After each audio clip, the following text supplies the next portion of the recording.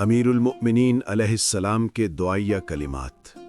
اے اللہ، تو ان چیزوں کو بخش دے جنہیں تو مجھ سے زیادہ جانتا ہے۔ اگر میں گناہ کی طرف پلٹوں تو اپنے مغفرت کے ساتھ پلٹ۔ بار الہ، جس عمل خیر کے بجا لانے کا میں نے اپنے آپ سے وعدہ کیا تھا مگر تو نے اسے پورا ہوتے ہوئے نہ پایا، اسے بھی بخش دے۔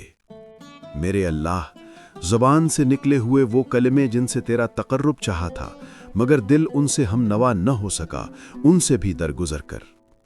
پروردگارا، تو آنکھوں کے تنزیہ اشاروں اور ناشائستہ کلموں اور دل کی بری خواہشوں اور زبان کی ہرزہ سرائیوں کو معاف کر دے۔ اے لوگو، امیدوں کو کم کرنا، نعمتوں پر شکر ادا کرنا اور حرام چیزوں سے دامن بچانا ہی زہد و ورع ہے۔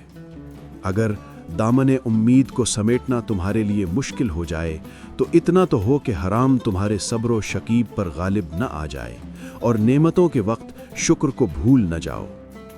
خداوند عالم نے روشن اور کھلی ہوئی دلیلوں سے اور حجت تمام کرنے والی واضح کتابوں کے ذریعے تمہارے لیے حیل و حجت کا موقع نہیں رہنے دیا۔